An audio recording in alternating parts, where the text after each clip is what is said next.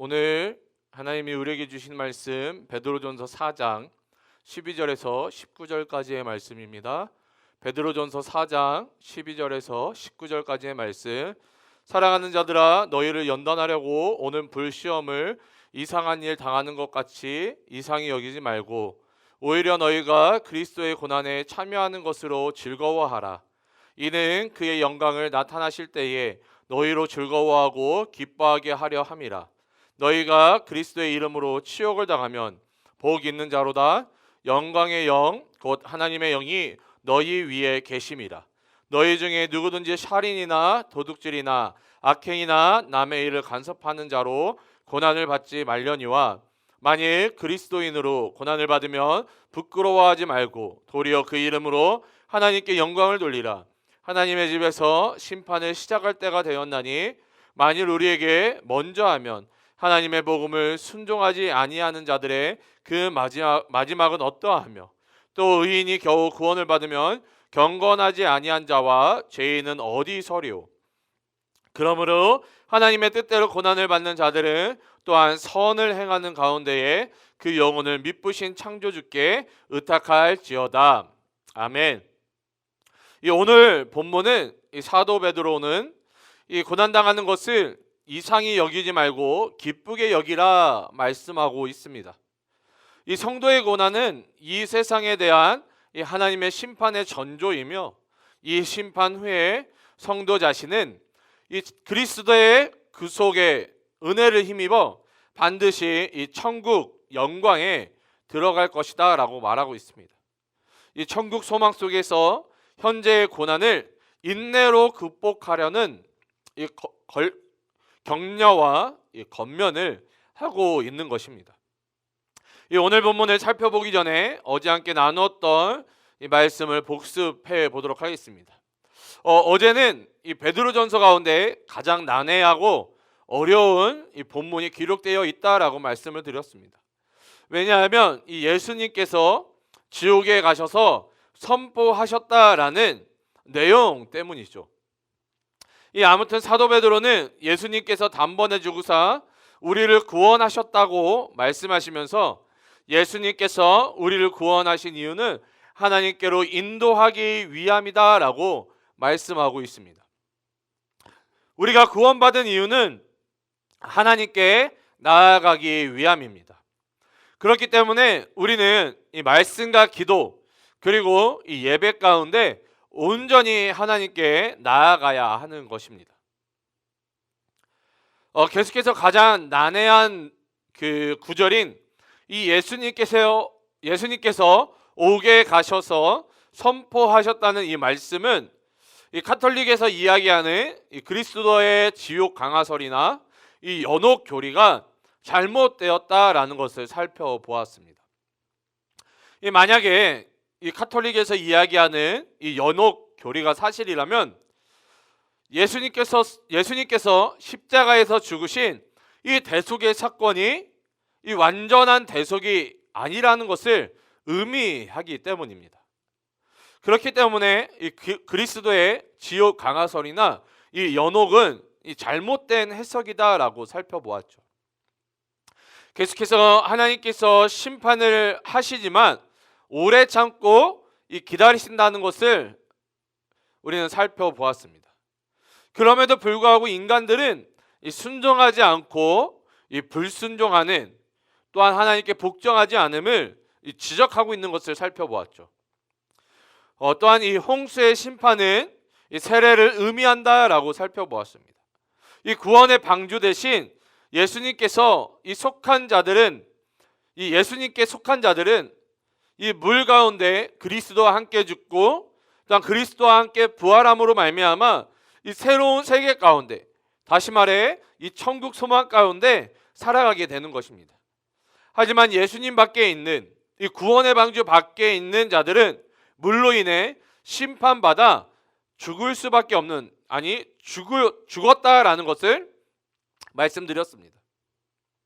이 모든 것들 가운데 예수님께서는 부활하시고 승천하사 이 하나님의 우편에 계십니다. 삼위 하나님 가운데 한 위격으로 이 동등하게 하나님과 함께 존재하고 계시는 것이죠. 그로 말미암아 천군 천사와 온 만물이 그리스도를 찬양하고 복종하는 모습을 우리에게 말씀하고 있습니다. 이것들을 기억하시면서 오늘 본문을 살펴보도록 하겠습니다. 이 오늘 본문 12절 13절을 읽어보면 이 사랑하는 자들아 너희를 연단하려고 오는 불시험을 이상한 일 당하는 것 같이 이상히 여기지 말고 오히려 너희가 그리스도의 고난에 참여하는 것으로 즐거워하라. 이는 그의 영광을 나타나실 때에 너희로 즐거워하고 기뻐하게 하려 함이라. 아멘. 이 사도 베드로는 우리에게 조금 더 강한 어조로 권면하고 있습니다. 우리가 당하는 시험은 이 우리를 연단하기 위함임을 말씀하고 있는 것입니다. 우리가 베드로전서 서론을 살펴보면서 이 쓰여진 시기가 이 로마의 박해를 앞두고 쓰여졌다라고 살펴보았습니다. 다시 말해 앞으로 더욱더 조직적이고 이 극심한 환난과 이 시련 가운데 인내하고 연단하라 권면하고 있는 것이죠. 이 사도 베드로는 불시험, 여러분 이 불시험이 뭐냐면요, 이 화형을 당할지라도 이 이상한 일 당하는 것으로 여기지 말며 오히려 그리스도의 고난에 참여하는 것으로 즐겁게 여기라는 것입니다. 이 상식적으로 이 받아들이기 어려운 권면이기는 합니다. 이 예수님을 믿는다는 이유만으로 이 화형을 당하는데 그것을 기쁨으로 여기라는 것이죠. 이 십자가 형벌만큼이나 이 무서운 형벌이 이 화형이라고 저는 생각을 합니다. 이 십자가의 형벌은 이 서서히 죽어가는 것이지만 이 화형은요, 자신의 온몸이 타들어가는 고통을 죽는 그 순간까지 느끼기 때문입니다. 왜 사도 베드로는 우리에게 이 환난과 시련을 피하라고 말하지 않고 기쁨으로 받아들이라라고 말하고 있는 걸까요? 왜냐하면 우리의 소망이 이 땅 가운데 있는 것이 아니라 하늘에 있기 때문입니다. 우리가 끝까지 이 환난과 시련을 통과하면 이 영광의 면류관을 하나님께서 우리에게 씌워 주시기 때문입니다. 우리는 천국 소망과 부활 소망을 붙잡고 살아가는 존재인 것입니다. 계속해서 14절 16절을 읽어보면 너희가 그리스도의 이름으로 치욕을 당하며 복 있는 자로다. 영광의 영 곧 하나님의 영이 너희 위에 계심이라. 너희 중에 누구든지 살인이나 도둑질이나 악행이나 남의 일을 간섭하는 자로 고난을 받지 마려니와 만일 그리스도인으로 고난을 받으면 부끄러워하지 말고 도리어 그 이름으로 하나님께 영광을 돌리라. 아멘. 이 사도 베드로는 더 나아가 우리가 그리스도의 이름으로 이 환난과 시련을 당하게 되면 이 복 있는 자라고 말씀하고 있습니다. 여러분, 어떻게 이 환난과 시련이 복이 될 수 있습니까? 이 사랑의 반대말이 무엇이라고 생각하십니까? 이 미움이다라고 생각하는 분들이 있을 겁니다. 그런데 이 사랑의 반대말은 미움이 아니라 무관심입니다. 이 사랑과의 관계 속에서 가장 무섭고 비참한 것은 이 무관심인 것이죠. 그런데 우리가 환난과 이 시련 가운데 놓여 있다는 것은 세상이 우리에게 관심을 갖고 있다는 것입니다. 왜 세상이 그리스도인들에게 관심을 갖고 있습니까? 하나님께서 우리를 사랑하시고 축복하시기 때문입니다. 세상은 하나님과 대적하는 존재입니다. 하나님께서 우리에게 관심이 없다면 세상도 우리에게 관심을 가지지 않을 것입니다. 하지만 하나님께서 우리를 자녀 삼으시고 이 은혜와 축복 주시기를 원하시기 때문에 세상은 우리에게 이 환난과 시련을 가져다 주는 것입니다. 여러분, 이 환난과 시련 가운데 놓여 있습니까? 여러분은 이 환난과 시련 가운데 놓여 있습니까? 여러분이 이 환난과 시련 가운데 놓여 있다면 이 하나님의 자녀임을, 하나님께서 나에게 은혜와 축복 주시기를 원한다는 것을 믿음으로 고백하시기를 소원합니다. 이 욥이 이 사단의 시험 가운데 이 환난과 시련을 당했던 이유는 하나님께서 욥을 의로운 사람이라 칭찬하였기 때문입니다. 그렇기 때문에 이 사도 베드로는 오늘 본문 가운데 세상에 속하지 말고 그것에 간섭하지 말라 말씀하고 있는 것입니다. 도리어 그리스도의 이름으로 하나님께 영광을 올려드리라고 권면하고 있는 것이죠. 이 땅에서 환난과 이 시련이 결코 쉽지 않지만 우리의 소망 대신 이 그리스도를 붙잡고 이 천국 소망과 부활 소망을 붙잡는 우리 모두가 되시기를 주님의 이름으로 축복합니다.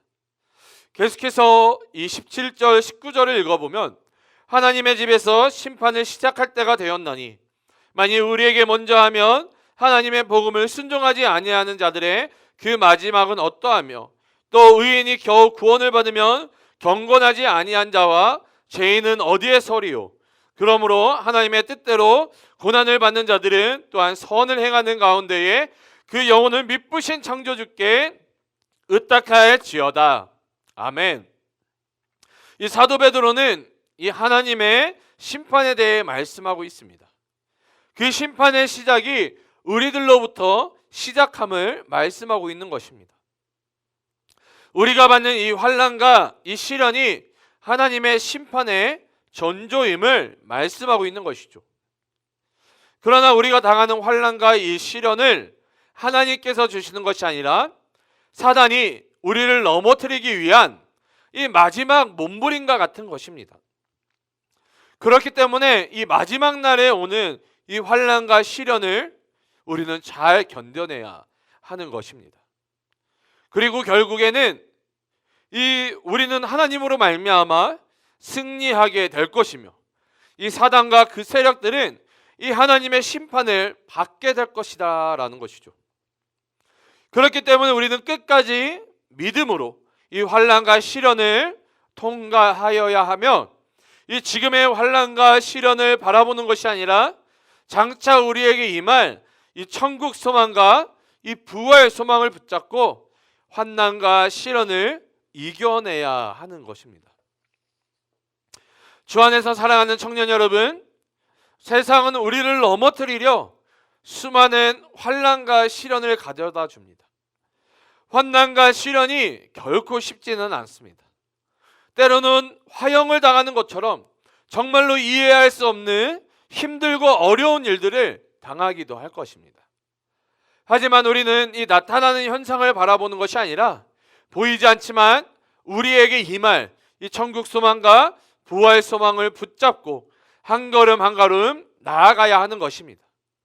오늘 하루도 내 눈앞에 놓여진 것들을 바라보는 것이 아니라 이 믿음의 눈을 들어 천국 소망과 이 부활 소망 가운데 살아가는 우리 모두가 되시기를 주님의 이름으로 축복합니다. 오늘 하루 여러분 기도하심으로 나아가실 때에 함께 나눈 말씀들을 기억하시면서 하나님, 우리에게 비록 환난과 시련이 있고 이 세상은 우리 믿는 자들을 넘어뜨리려고 하지만 우리가 이 모든 것 가운데 감사하고 기뻐할 수 있는 믿음을 허락하여 달라고, 무엇보다도 우리가 이 시련과 이 환난을 끝까지 이겨냄으로 말미암아 그 영광의 면류관, 천국 소망과 부활 소망 가운데 온전히 살아가는 우리들 되게 해달라고 그렇게 결단하시면서 주님 앞에 나아가시기를 주님의 이름으로 축복합니다. 기도하시겠습니다. 사랑과 은혜가 충만하신 주님, 너무나도 감사드립니다. 하나님, 오늘도 이 아침 말씀을 통하여 깨닫게 하여 주심을 너무나도 감사드립니다.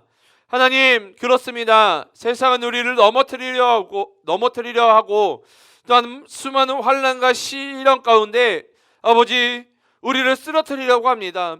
하나님, 그러나 이 모든 환난과 시련 가운데 우리가 기뻐하는 자들 되게 도와주시옵고, 하나님, 정말로 온전히 주님을 바라봄으로 말미암아 천국 소망 가운데 부활 소망 가운데 이 시련을, 이 환난을 능히 이겨낼 수 있는 우리들 되게 도와주시옵소서. 그리하여 아버지, 이 환난과 시련 가운데서도 하나님께 기뻐하고 감사하며 찬양하고 예배할 수 있는 우리들 되게 도와주시옵소서. 우리 귀한 청년들 오늘 하루 또한 나아갑니다. 하나님을 의지함으로, 하나님을 붙잡음으로 동행하여 주시고 보호하여 주심으로 말미암아 오늘 하루도 능히 세상 가운데 승리하는 삶을 살아가는 우리 귀한 청년들 되게 도와주시옵소서. 주님께서 함께하여 주시고 붙잡아 주시고 동행하여 주실 것들을 믿사오며 거룩하신 예수님의 이름으로 기도드립니다. 아멘.